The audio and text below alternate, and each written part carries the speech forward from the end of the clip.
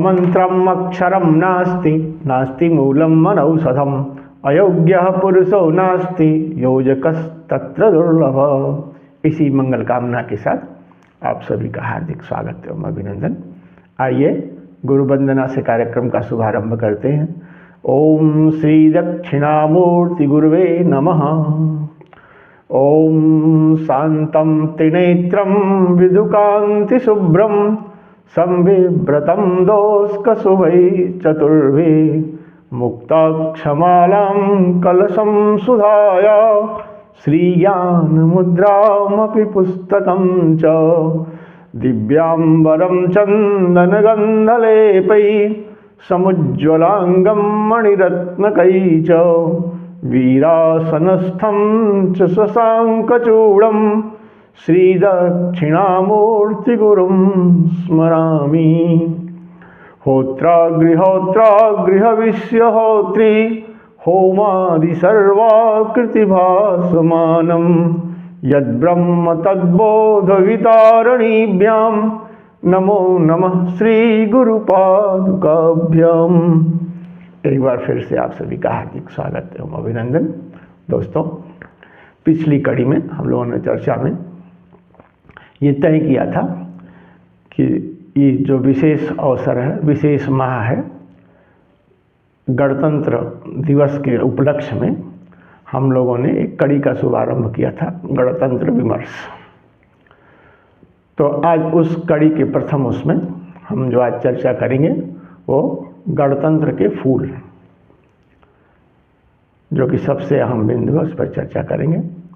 और दोस्तों, ये जो अवसर चर्चा करने का है ये और भी विशिष्ट हो गया है, क्योंकि जो हमारे संस्कृति में, हमारे सभ्यता में, हमारे समाज में हम सबके आदर्श, हम सबके रोम रोम में रमण करने वाले जो प्रभु श्री राम हैं, वो अपनी काफ़ी लंबी तपस्या वनवास को समाप्त करते हुए अपने भव्य दिव्य महल में प्रवेश कर चुके हैं। प्रवेश की जो कार्यवाही है उनकी वो विधिवत आरंभ हो चुकी है। अतः ये जो अवसर है और भी जो है इसका महत्व बढ़ जाता है। तो ऐसे में आइए हम सब जो गणतंत्र विमर्श में जो प्रथम कड़ी है, गणतंत्र के फूल, उस पर चर्चा करते हैं। दोस्तों, गणतंत्र में हम सभी, जो हमारा गणतंत्र है वो 75 वर्ष हम लोग पूरे कर चुके हैं और 75 वर्ष से ऊपर की अवधि में प्रवेश कर चुके हैं, जिसे माननीय प्रधानमंत्री ने अमित काल का संज्ञा दिया हुआ है। और उन्होंने एक तरह से बड़े पैमाने पर यह अभियान भी चलाया हुआ है कि उन सारी मानसिकताओं को हम सब दूर करें, अपनी जो संस्कृति है, जो सभ्यता है, जिससे देश की पहचान है, जो इस देश की आत्मा है। इसीलिए इस देश को जो है, जो धर्म है, उसको क्या कहते हैं? इस देश की आत्मा कहते हैं। दोस्तों, हमारा जो भारतवर्ष है काफ़ी लंबे कालखंड में ये गुलामी का सामना किया और गुलामी के पश्चात सन 1947 में आज़ादी मिली और आज़ादी के बाद 1950 में जो है हमारा जो गणतंत्र का संविधान है वो लागू हुआ और आज जो है वो 75 वर्ष पूरा कर चुका है। सभी सरकारों ने विकास के लिए काफ़ी अपने जितना भी भरपूर प्रयत्न था सबने किया। विकास का तमाम हम लोग आयाम भी छुए, इससे भी हम सभी परिचित हैं। किंतु कई महत्वपूर्ण पहलू जो कि आज भी हम देखते हैं तो अधूरे रह गए हैं।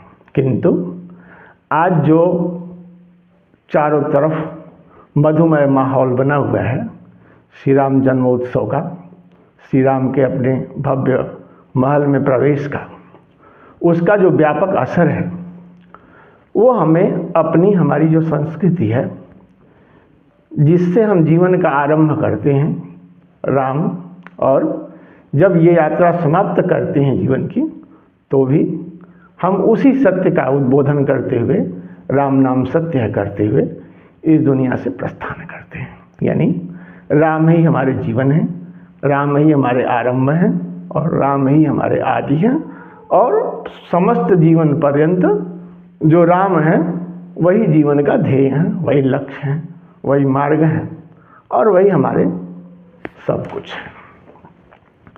यानी जीवन में यदि कुछ करने लायक है तो प्रभु श्री राम की आराधना, उनका वंदन, उनका ध्यान, और यही हमें उस समस्त ध्येय की प्राप्ति कराने में समर्थ है।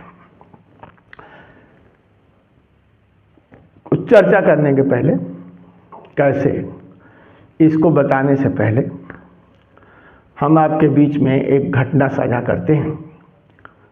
नववर्ष के अवसर पर सभी लोग भ्रमण करते हैं।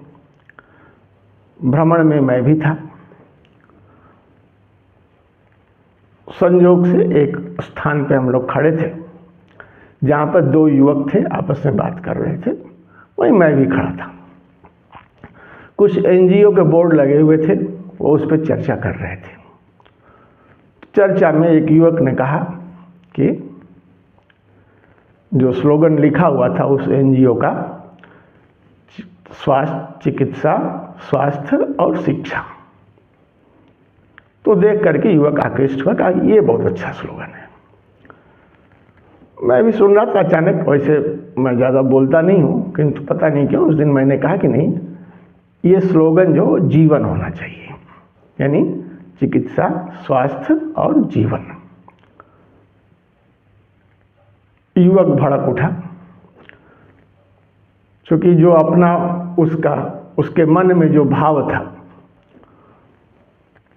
वो जीवन को समझ नहीं पाया और काफ़ी भड़क उठा, उत्तेजित हो उठा और वहाँ से वो तुरंत अपना रास्ता ही बदल लिया।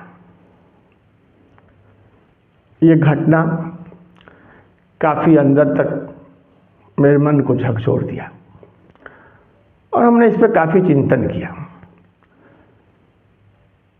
चिंतन में हमने पाया, एक हमारे यहाँ कथा है, उसको आपको सुनाते हैं। एक विचित्र चित्रकार था।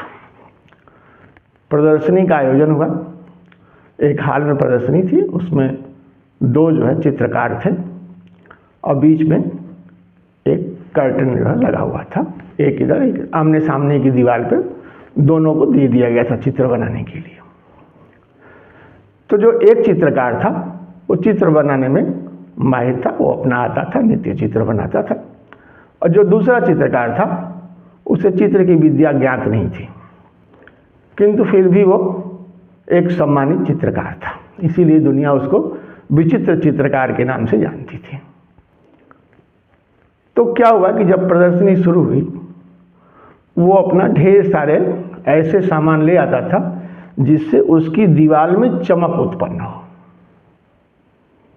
और वो नित्य अपनी जो दीवार है उसको वो चमकाने का प्रयत्न करता था। प्रतियोगिता के दौरान उसने इतना चमका दिया कि शीशे से भी ज़्यादा चमकीली उसकी दीवार हो गई। जब कार्यक्रम के आयोजक आए अपना निर्णय सुनाने के लिए, तो उन्होंने जैसे ही पर्दा हटाया, जो चित्रकार ने चित्र बनाया था उसकी और सुंदर छवि उस विचित्र चित्रकार की दीवार पे अंकित हो गई और वो प्रदर्शनी को जो जीत गया। ये घटना है। ठीक उसी तरह से हम आप जो दृश्य देखते हैं, ये कुछ विचित्र चित्रकारों के द्वारा निर्मित है, जिसे हम आप सच मान बैठे हैं और उससे लड़ने का प्रयत्न करते हैं। यानी जो समस्या वो दिखाते हैं, रोजी रोजगार, व्यवसाय, यही शिक्षा है और यही पाना हमारा जीवन का ध्येय है। आप कहीं भी जाएं, वार्ता करें, तो बच्चों के मन में, बच्चे इसके अलावा इतना ज़्यादा वो सुनते सुनते अभ्यस्त हो गए हैं कि एक जो सत्य है वो उनके उस मानस पटल से बिल्कुल हट गया है और उन्होंने अपना जो जीवन का ध्येय है सिर्फ शिक्षा, रोजगार, व्यवसाय, इतने तक ही सीमित करके रख लिया है। इसके अलावा वो कुछ देखना ही नहीं चाहते। जबकि हमारी जो संस्कृति है वो राममय है। सर्वत्र राम के मधुर रूप की कल्पना है। और जब हम उसका वर्णन करते हैं दोस्तों, जैसे अधरम मधुरम वदनम मधुरम नयनम मधुरम हसितम मधुरम हृदयम मधुरम गमनम मधुरम मधुराधिपते अखिलम मधुरम, यानी वो जो अखिल ब्रह्मांड में व्याप्त है, हम उसके रूप को देखते हैं। किस माध्यम से? ये जो इंद्रियां हैं हमारी, आँख है, दिमाग है, चैतन्य है, बुद्धि है, ये सब के माध्यम से हम उसको देखते हैं, परखते हैं, उसका गुणगान करते हैं, तो वही चीज़ हमारे अंदर से ध्वनित होती है। जब ये मधुरता का भाव जब आता है तो फिर हम चीज़ों को अलग आलोक में देखते हैं।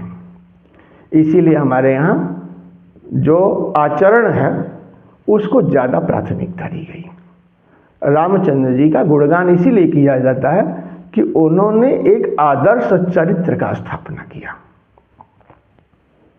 जिसमें व्यक्ति का दैहिक, दैविक, भौतिक, आध्यात्मिक हर तरह की उन्नति हो। ऐसे उन्होंने समाज की स्थापना की। तो आज उनकी जो स्थापना है हमें एक याद दिलाती है और हमारे जीवन को एक नया दिशा, एक नया आयाम में ले जाने के लिए हमें प्रेरित करती है। जो पुष्प मुरझा गया है, ये जो अयोध्या की भव्यता है, उसके मन में एक उल्लास, एक उत्साह जागृत करता है। जो फूल हैं हम सरस कोमल, आंसुओं से खिल रहे हम, कंटकों से मिल रहे हम, विश्व में हमने बिखेरा चांदनी सा हास निर्मल, फूल हैं हम सरस कोमल। ये जो जीव है, जो कि बहुत अहम है, एक बीज है, उसको आप जब उसका अच्छे ढंग से पालन पोषण करते हैं तो वो अपने आप खिल उठता है और उसके अंदर समस्त चीज़ों से लड़ने की जो क्षमता व्याप्त हो जाती है। और जीव कौन है? जो सबके अंदर, जो सबके चित्त में चेतनता जो चीज़ प्रदान करती है, जो शक्ति, वो क्या है? सबके बीच में जो रमण करती है वो राम है। और हमारी ये जो इंद्रियां हैं, चाहे आँख हो, चाहे नाक हो, कान हो, जिह्वा हो, स्वाद हो, स्पर्श हो, वो सब इस बाह्य संसार के चीज़ों को देख करके उसके अनुसार उसकी रूप निरखने के लिए नहीं है, क्योंकि इनको हमने नहीं बनाया। जब हमें पता भी नहीं था तब भी सृष्टिकर्ता ने हमें ये सारी चीज़ें दी। किस लिए दी? कि जो उसकी उपस्थिति है, जो उसका भास है, हम इनके माध्यम से इस सृष्टि में बिखेर सकें। ये मेरा काम है। यानी हम सभी जो प्राणी हैं, जो जीव हैं, जो इस संसार में अपना जीवन जीने के लिए आए हैं, तो जीवन क्या है? वो जीवन तो पहले से निर्धारित है। उस प्रभु का जो स्वरूप है उसको निखारने के लिए, उसको इस सृष्टि में चारों तरफ उसका सुगंध बिखराने के लिए ये जीवन है, ये जीवन का ध्येय है। और जिस सुंदर सौम्य भाव से आप उस आदर्श को लागू करेंगे, आपका जो समाज है, ये जो संसार है, जिसकी संरचना जीव अपनी इच्छा से करता है, और इच्छा भी कहाँ से? जो उसके स्मृति में अंकित है, किंतु इस सृष्टि में आने के बाद वो उसको विस्मृत हो जाता है। तो वो जो विस्मृति है, वो कौन सी चीज़ है जो कि विस्मृत हो गई? उसका खोज जीवन का ध्येय है। जब आप उसका खोज सही मायने में ईमानदारी से करते हैं तो जो सृष्टि बनती है उसमें, और जो वर्तमान सृष्टि है जिसमें हम आप जीवन जीते हैं, जिसको हमने आपने बनाया हुआ है, जो ताना बाना हमने बुना हुआ है, या हमारे नेतृत्व करने वालों से जो बनाया हुआ है वो उन दोनों में कहीं साम्य नहीं आता है। क्यों? क्योंकि ये जो मानसिकता है एक खास मानसिकता है और एक बड़े पैमाने पर संगठित रूप में एक ऐसा वातावरण तैयार कर दिया गया है कि आप इससे बाहर निकले ही ना। ये षड्यंत्र है। ये स्वस्थ लोकतंत्र परंपरा में कहीं से भी ये शोभा नहीं देता है कि आप बीज को पुष्पित पल्लवित होने ही न दें, उसके पहले ही उसका गला घोट दें। तो ये जो विमर्श है आज की जो कड़ी है, हम आपको उसमें एक सूत्र के रूप में दे रहे हैं कि आप जीवन की इस ढंग से बड़े पैमाने पर चर्चा करें, क्योंकि जो समय आ रहा है गणतंत्र का, तो उस पर हर जगह चर्चा तो होनी है। तो ये बात चर्चा में उठे और जो श्री विद्या मानव कल्याण फाउंडेशन है वो अपने ध्येय के साथ अमंत्रम अक्षरम नास्ति नास्ति मूलम वनौषधम अयोग्य पुरुषो नास्ति योजकस तत्र दुर्लभ, इस ओर सही ढंग से नीति निर्धारित करते हुए अपने पथ पर बढ़ सके। इसमें आप सभी इस विमर्श को आगे बढ़ाएं और हमारा सहयोग करें। इसी के साथ दोस्तों आइए हम भगवती के उस मधुर स्वरूप का ध्यान करते हैं जो कि उन्होंने संसार में आने से पहले अपने अंदर स्फुरित किया और वही भाव हमारे अंदर आ गया। तो वो कौन सा भाव है जो कि हमें इस संसार में जीने के लिए प्रेरित करता है? आइए उसका वर्णन सुनते हैं। चक्रम च अन्यम दाड़मी पुष्पवर्णम दीप्ताभम श्रीदशारांकितांगम तत्सर्वाढ्यम हे अर्थसाध्याभिदम च वंदे जो संवायु तत्वात्मकाढ्यम सिद्धिप्रदां सर्वसम्मतप्रदां च प्रियंकरीं मंगलकारिणीं च कामप्रदां दुःखविमोचिनीं ताम् अशेषपञ्चतत्त्वविनाशिनीं च समस्तदुर्विघ्ननिवारिणीं तां सर्वाङ्गपूर्णामथ सुन्दरीं च समस्तसौभाग्यप्रदाभिधां च योगिन्येता किल कौलरूपा पाशाङ्कुशाभीतिवरान्दधाना रक्ताम्बरा स्मेरमुखाब्जयुक्ता बन्धूकरक्तादितचन्द्रलेखा नमाम्यहं रत्नविभूषिताङ्गी उत्पत्तिहेमरुचिरां त्रिपुरा श्रियं तां मुक्ताक्षपुस्तकवराभयपाणिपद्माम् उन्मादिनीं निगमशास्त्रवसित्वयुक्तां वन्दे सदा पवनचक्रमहाधिराज्ञीम्। इसी मंगल कामना के साथ हम आपसे विदा लेते हैं। नमस्कार।